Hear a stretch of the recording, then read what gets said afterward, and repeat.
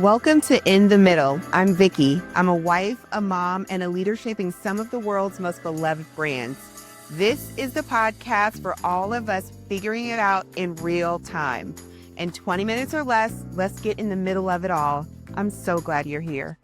Hey y'all, welcome back to In the Middle. I'm so glad you're here. All right, today's episode is questions that need answers. I love questions that need answers. Some other people will call them a mailbag episode. What I do is collect questions and thoughts from conversations that I'm having. Y'all will send me DMs or comments or things like that. I'm talking to my friends about certain topics, and I bring all of those things into a series of questions that I answer right here on the pod. I am excited to unpack some of these questions. I like to really leave them with little prep because I just want the real feeling that I'm having to come through as we unpack these topics. So I try not to prepare too much. So what you'll see on this episode, if you are someone who watches on YouTube, hey YouTube, I am looking at my phone because the questions are here and I'm just going to give you the real. So as always, if you have questions, send them to me via DM, comment on one of the posts, however you can, just get the questions to me because it really helps to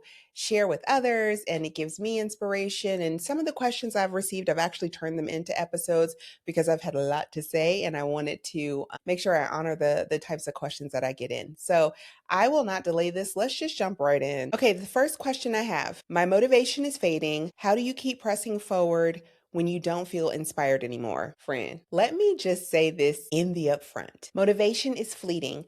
It is not going to get you to the ultimate goal that you're trying to get to. You can use motivation to spark something in the beginning, but you need discipline. You need systems. You need a goal that you believe in to will you all the way there. Motivation is emotional, and it is really great to be a fire starter, but it does not sustain you when you hit the first roadblock, when life gets busy, when something throws a curveball. Motivation is not going to be the thing that gets you up out of the bed to get that thing done. Motivation is emotional. Commitment is transformational. And that is going to be the difference that you feel when you actually stick to something beyond that first jolt of motivation that you feel. Your feelings are real and they are valid, but they cannot be the thing that leads you. Honestly, y'all, it all boils down to being disciplined. And sometimes discipline is honoring a commitment that your feelings no longer want to serve. Your feelings don't get to tell you how you show up in the world.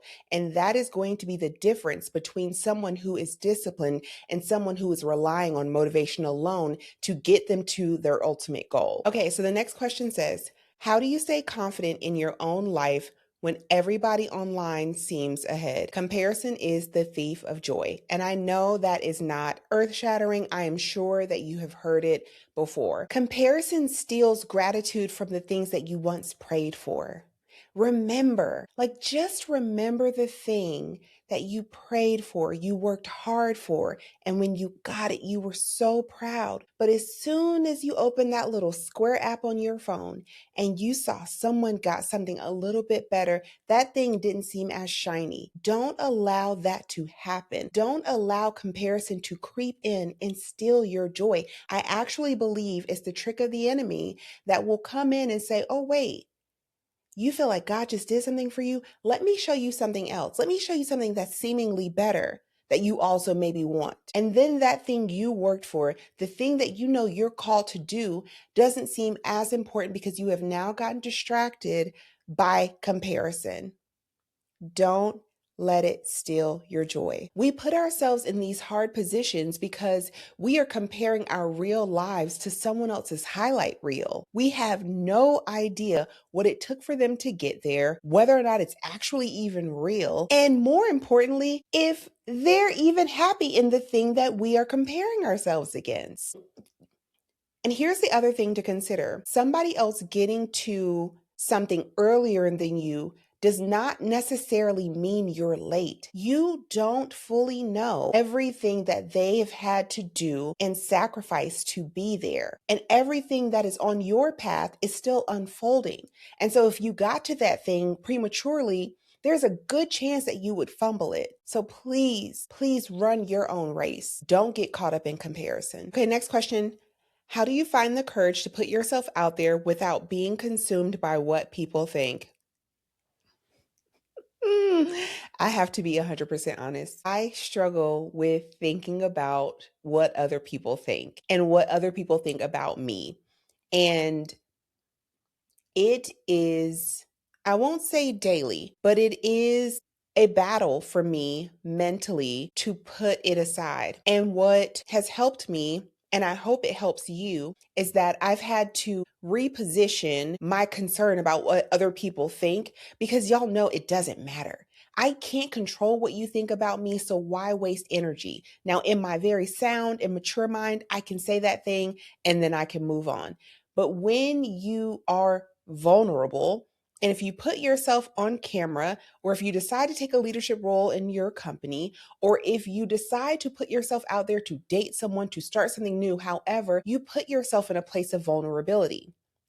And so there is a greater chance that you are concerned with what someone thinks about you or being perceived. I don't like being perceived, but what mattered more to me and what matters more to me is being obedient with the thing that God has called me to do. It is very, very clear that I am supposed to, in some way, have impact specifically on women that are growing in their careers.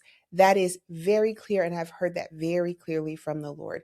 And when I started in the middle, before I started in the middle, I was doing coaching, I was doing mentorship, and I'm still doing those things. And I did not feel peace until I started getting in the middle out there. And so, as much as, yeah, it makes my skin crawl a little bit to know that there are people listening, watching, potentially judging or saying, oh, she didn't say that quite right, or I don't agree with, like all of those thoughts, they run through my mind every time I put a post up. But I am determined to honor what the Lord has given me and not shrink back out of fear of someone's opinion of me. His opinion of me matters way more than anyone on this earth. And so I just encourage you to have a similar resolve. Again, I am not saying that you will just get over it. There are people who really don't care, and I admire that. I have a friend who literally doesn't care, will never lose a wink of sleep, and I admire that so much. But I was not built that way. And I have just accepted that, yeah, that is a part of me. But I also think, and maybe this is encouraging for you, I think for those of us who often think about what people think about us, we often are a lot more self-aware, and we can typically read the room better and we can perceive others better, even with nonverbal cues. So that's another way to reframe it. And I hope that that encourages you. And maybe I'll put this question back on you. How will you feel 5 years from now if you don't do the thing that you know you're supposed to do because you're worried about what people are going to think about you? Okay, next question. There's a job opportunity that would require my family to relocate. How did you know moving was the right decision for your family? Oh, it's hard. It is hard. And I will say that early on, when I saw the role, I had a conversation with my husband because what I didn't want to happen is I apply, I get excited, I get an offer, and then there is this deal breaker of a like, no, we can't go, because my heart would have been broken. And so when I saw the role, I said, hey, here's this role, but I'm pretty sure we're going to have to move to Seattle. What do you think? And it was a discussion. And thankfully, his company had communities out here that he could dock into. But it was not this like one moment of a conversation and that was it. There were a lot of what ifs and trade offs. Our life in Seattle looks very different from our life in North Carolina, and there are pros and cons on both fronts. But what mattered most to me was that our child ended up in a great school, which she is, and Emmanuel was able to continue his career and thrive, which he is. And so I think that you are going to have a very intentional conversation about quality of life, what that package needs to look like. You need to get every single thing you want when you make this decision to relocate, because your comfort, your norms, your community, all of that goes away. And it is going to suck for you to have left money or some other thing on the table, and then work gets hard and you don't have someone to come and watch your children, or your husband or your partner is not able to thrive in their career in the way that they could back at home, get every single thing plus 10% more to really make that move that much better. And then you have to continue to check in. You have to keep saying, like, hey, is this still going okay for us? How are we feeling? How are you settling into your role? And check in with yourself too. It's always a gamble. You never fully know. I think you must do your due diligence as you go through the interview process. If the company allows you to come out in person before, maybe to do the final interview, I would encourage you to do that, to get a vibe for the office, get a vibe for your hiring manager, all of the things. You and your partner take a trip. Emmanuel and I did this after I accepted the role. We took a trip out to Seattle and just got a lay of the land. I'd only been here once before, and it was for work. And if you travel for work, you get it. It's not like seeing the city when you're traveling for work and you have back-to-back schedules and you're working a conference, etc. So I would encourage you to like really do your due diligence, throw stuff in Chat GPT or whatever, do what you need to really understand the market, the demographics, just everything. There isn't enough research that you can do when you are making a decision that's going to impact your entire family. Because when things get hard, and they will, even if you are in a great situation, things will get hard. You need to have your core nucleus as tight and as connected as it can be. Next question. I feel like adversity shuts me down instead of making me stronger. How do I become more resilient? How do I become more resilient? Gosh. You know what? And I haven't talked about this a lot on the podcast, but I am someone who listens to Dave Ramsey and the Ramsey crew and all of that. I'm a baby stepper. Actually, I'm kind of Dave Ramsey-ish right now, but Dave, don't get me. But one of the Ramsey personalities is named Jade Warshaw? Jade. I just call her Jade. The other day I was listening to a clip and Jade was talking about this analogy that has lived rent-free in my mind. And she said that you have two types of people, and I'm paraphrasing, but this is what I took away. You have two types of people. You have people who are a spark and people who are a flame. And this was sort of rooted in a conversation around having the motivation to pay your debt off and stuff. And so she talked about this spark and flame. And she said, the way you can tell if you are a spark or a flame is if when the wind blows, what happens? If you are a spark when the wind blows, you go out immediately. But if you are a flame, it actually can stoke your flames and you can get bigger. And boy, that thing just nestled in right in my brain. And I said to myself, I want to be a flame. I want to be a flame in every area of my life. And it just makes me think about this question, this adversity question. You have to have the wherewithal to press through. If this thing didn't take you out, clearly there is an assignment that you still need to complete. And I just believe that when we are faced with adversity, it is a refinement season. It is a season where God is sharpening you and getting you ready for where He is taking you. And so I would encourage you to take stock of what you're relying on to get you through that adversity. Because if you are only relying on yourself, that's going to be your main problem. We aren't meant to do this thing alone. So you have to build your board of directors. You have to get your friend group tight. You have to get your professional services, whether that's a therapist, counselor, whomever. If you are a believer, you need to tap into the Lord. And you need to spend time there to build your endurance and your armor so you can get through the other side. I just believe that when we go through hard things, not only is it to prepare us for the next season of our life, it doesn't always mean the next level, by the way. It could just mean you're going to face something on the level that you're on that you aren't equipped for right now. But not only do I think it's preparing us for that, I also think it's for those of us around us. So like you might be facing this thing, but you have no idea 2 to 3 years down the line, you're going to be able to pour into someone who's going to face the exact same thing. I hope it is encouragement enough to know that the adversity that you are facing today is going to equip you with everything that you need to not only get through the next season, but to also maybe encourage someone coming behind you. All right, next question. Ooh, y'all, this one I was like, oh, buddy, because I think we've all been here if you have been in any type of friendship. I feel like one of my friendships has become emotionally exhausting. I've given advice before and she keeps making the same decisions. What do I do? Can I just tell you something? And I hope it just frees you. Or if you're like me, a little type A, it's just going to anger you, but eventually you'll get to freedom. You cannot control other people. Even with children, like we can control them a little bit, but they still have free will, right? So the first thing you need to do is resign yourself to the fact that like she can do whatever she wants to do. It is her life. You can love people deeply and still accept that their choices are theirs. And let me keep it real. Not every person asking for your attention is asking for your guidance. One of the boundaries that I had to put in place with friends and family is when I start to see a pattern of a topic or question and I start to feel like, haven't we been here before?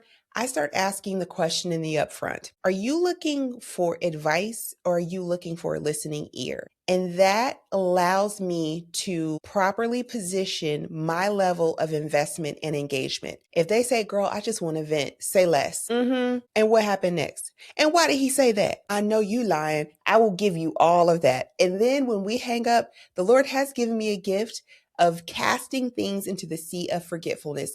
You will tell me something, and this is why I'm a vault, because you can tell me something, and if you basically share like I'm just venting, babes, it cannot take up any memory space for me. So I have forgotten about it, and you can ask me a week later, remember that time we talked about?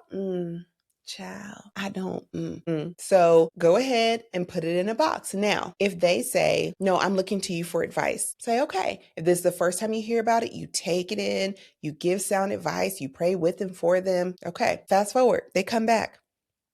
2 weeks later, same issue. Okay, remember we talked about that a few weeks ago. What happened with the, take the feedback. Okay, cool. Okay, They come back again.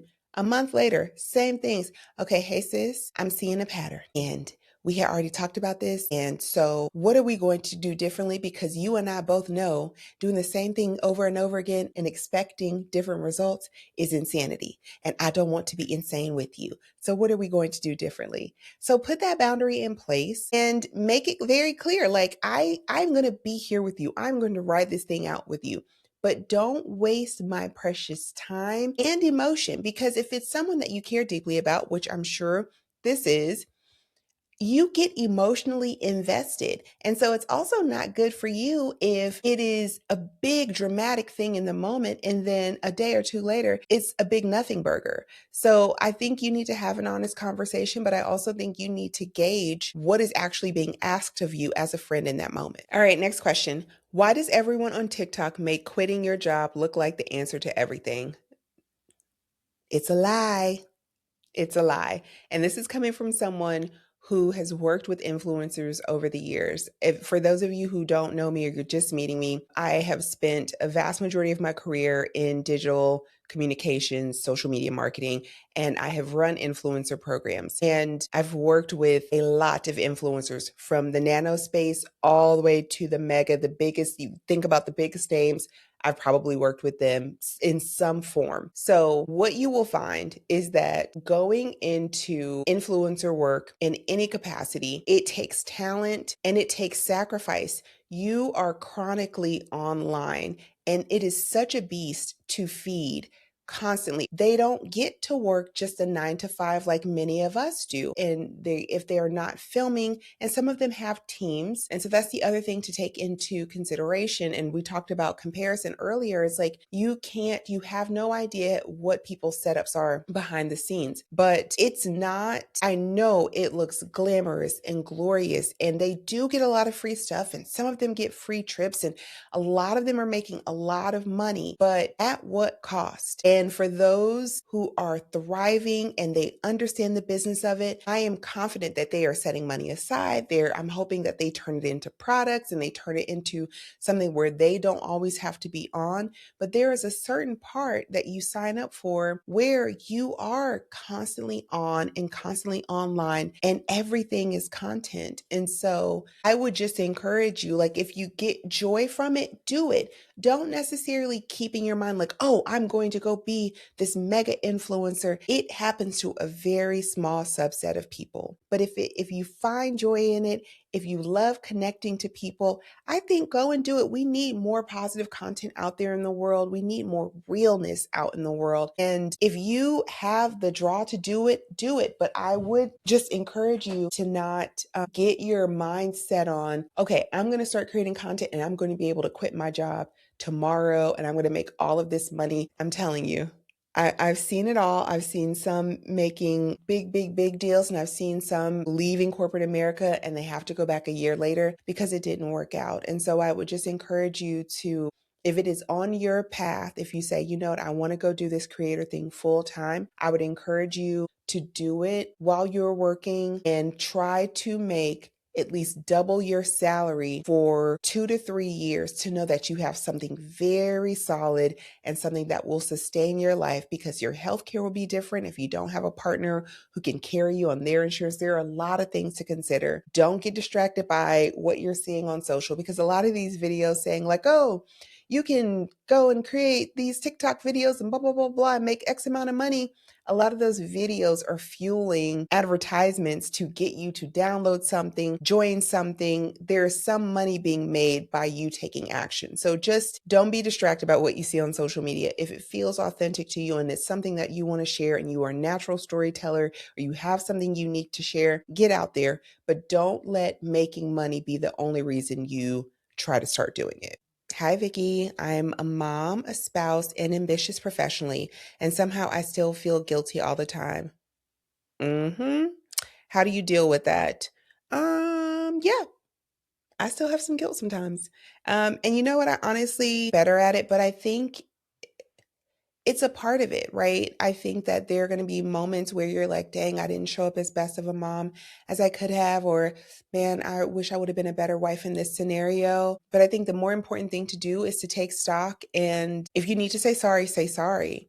And if you need to change something in your work or home situation, you need to take action. You don't want to keep making the same mistakes over and over again, but this is not a season for you to shrink. I just believe, and maybe this is just a radical belief for me, I do believe that you can be successful professionally and you can be a rock star mom and you can be an amazing wife, but I don't think it happens by chance. I think it takes a lot of intentionality, it takes a lot of open communication, and it takes a lot of planning. And you have to have a system in place that works for you. There may be instances where you miss the midday program at your kid's school, or there may be instances where you can't sign up for the stretch project because your child really needs you and they're really struggling right now. I think it starts with honesty, and I think you have to be really clear with yourself what season you're in right now. Are you in a season where you can lean in more professionally because your family is doing really well? Or are you in a season where it's like, gosh, you might have to just sort of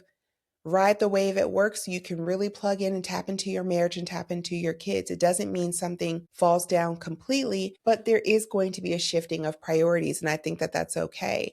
And I hope that your spouse is doing the same level of trade-offs. You should not be the only one carrying that burden. All right. I enjoy social media, but I often feel emptier or sadder after I get off. Help. You and me both, sister.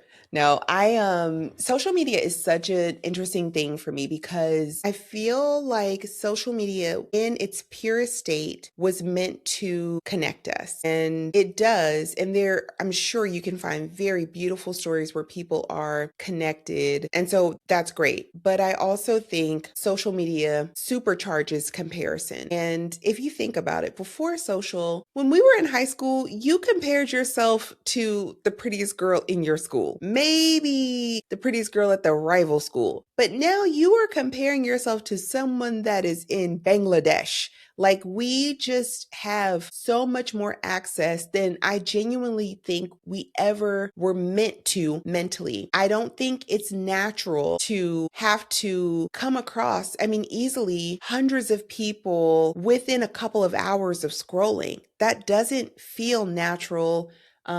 Or how our minds were meant to process data and information. And so when you go in it with that perspective, my mind is always like, you know what? I have to check in with myself. And if I start to feel this sinking feeling, or if I start to just kind of look around the room and feel like things aren't as shiny as I just thought they were 20 minutes ago, it's time for me to get off. And it is a little bit harder, not only because I work in social media professionally, but also with the podcast. I do need to be online. And so I do this thing, and it's really corny and cheesy, but I'm a little corny and cheesy. I do this thing called post and ghost, and I will post whatever I need to get up, and I get off of there. I don't look at anything. I barely see the comments and things come back in, because I know I'm checking in with myself and saying mentally, I can't handle seeing other content because I'm not in a good way right now. And so I would encourage you to do the very best that you can to check in with yourself, put yourself first. And if you don't have the capacity, don't get on it. You should not get off of something that's completely voluntary, feeling worse than how you were before you got on. All right, next question.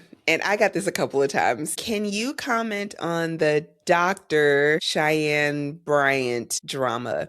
And I don't even know if I'm saying her name right. Is it Cheyenne? I don't know, y'all. For those of you who don't know, I'll give you the quick and dirty. And I have not spent a ton of time on this, but there is a woman she has some education, but she is not a PhD, is what I'm gathering. I think she is probably like a life coach. And maybe I think she says she has her master's. Here's the thing. For those of you who are not tracking, this woman has lied about her credentials. And that's just the long and the short of it.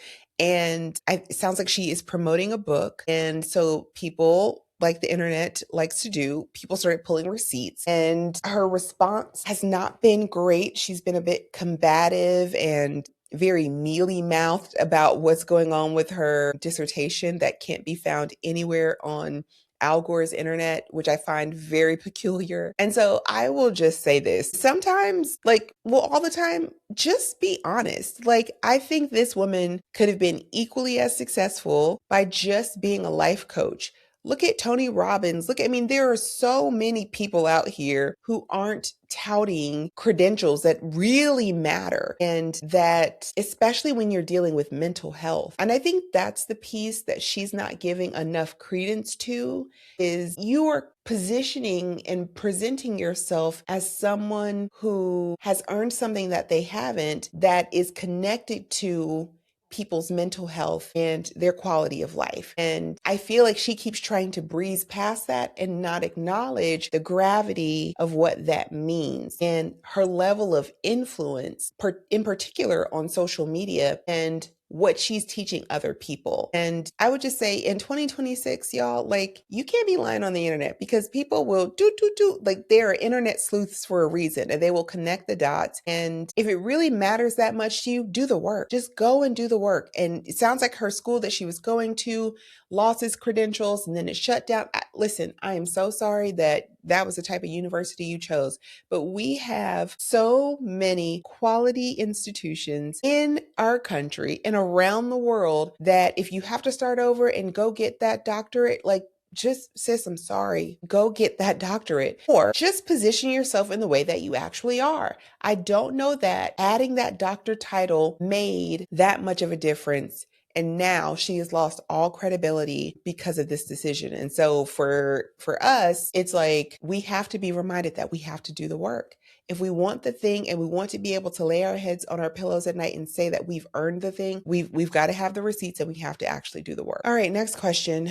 I've been in a spiritual dry season lately. I still love God, but I feel disconnected. How do you get through that? Dry seasons are a part of it, and I've gone through dry seasons. I'm not claiming a fully dry season right now, but I don't feel as close as I typically do, and I am fighting for that closeness, and I'm doing that practically. When oftentimes it's Jordan and I riding in the car, she loves Forrest Frank, y'all. She loves Forrest Frank. So we got Forrest Frank going. I have my own kind of worship playlist going. I'm doing everything that I can to keep worship music and keep the word on as frequently as possible. When I'm working out now, I'm listening to sermons instead of listening to music because I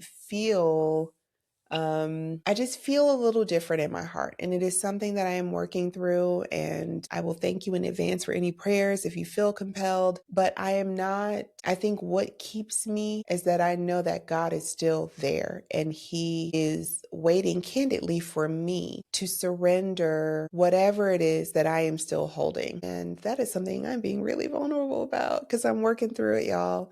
And so I just appreciate this question so much more. And I just want to encourage you that dry seasons happen and we get to the other side of them and we get to the other side different. And I would just encourage you to do everything in your power to draw near to Him, read God's word, go back to, there are certain times, and I'm doing this real time, we are in the middle of it, where I go back and listen to old sermons that just filled me. Sarah Jakes Roberts, Get Up Girl. There are just messages. Christine Kane, Lot's wife. There are messages that I can just call back to that has helped me through seasons. And so I would just encourage you to, I know you have them. I know you have those messages that you can just recall. And you might need to start there to get that spark going and then just start working the machine. Start reading your scripture. And if you have to automate it, if you have to use the Bible app, the Bible app has this really cool, they have their scripture of the day,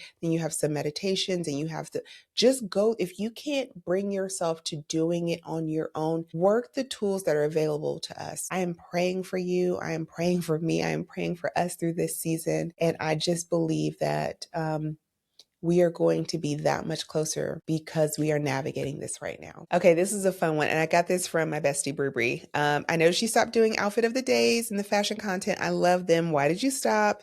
And then we also talked about where we're shopping. So all right. The outfit of the days. If you follow my personal account, Vykky Howard, I was doing these outfit of the day videos, and I started doing them largely because I love what I've been wearing to work, and I still love what I'm wearing to work. I do get compliments at work. Hi to my coworkers listening. Thank you for the support. I love corporate fashion, and I stopped doing them practically because I was running out of time. I would do it when I was either, because I get to work pretty early because I just protect my morning.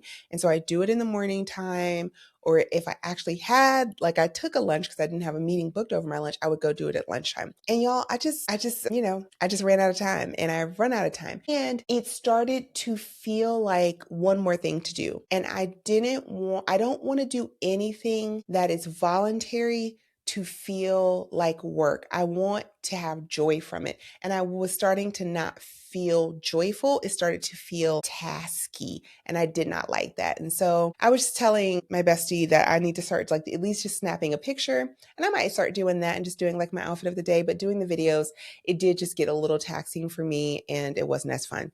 So where am I shopping? I am not shopping a lot right now, y'all. My husband and I are trying to lock in on this budget, and so it's not fun. But brands that I'm loving right now, I'm a Quince girly. I love Quince.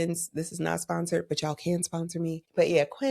I am loving Naked Wardrobe. If y'all followed my outfit of the days, I have lots of suiting separates and bodysuits from Naked Wardrobe. They get the snatch really good. Good American. Love the denim. What else am I wearing? Cinq Sep. I think that's how you say it. It's French. Cinq Sep. My French is comme ci, comme ça. But that's another brand that I love. Who else? I like the Open Edit brand at Nordstrom. Y'all know I live in Seattle, and Nordstrom is headquartered here. So we have some really good shopping here. But I like Open Edit for certain things. I've really gotten into these little basics. This is from Old Navy, and it's so good. It's almost it's like a thin scuba material, and they make these little matching sets. So I'm all about fashion feeling. I want to be able to customize it and make it my own. I want it to be cute. I want it to feel a little timeless. I would be able to wear this years from now and it still feel good.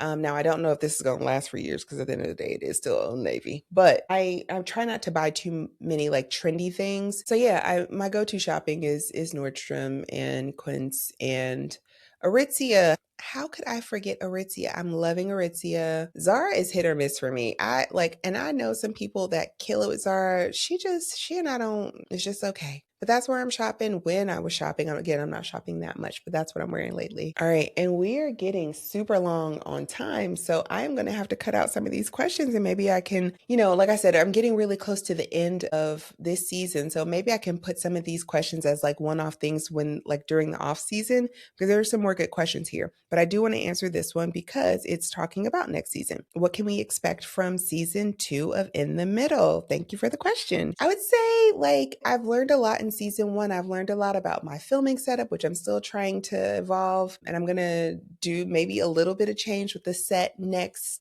season. We're going to bring on interviews. I was going to start doing interviews towards the end of this season, but then I just felt like, you know what? This was just my season to get my voice, my perspective, build my reps, and get those things out there. But in season 2, I will definitely be doing interviews. I've already have some feelers out there, which I'm excited about.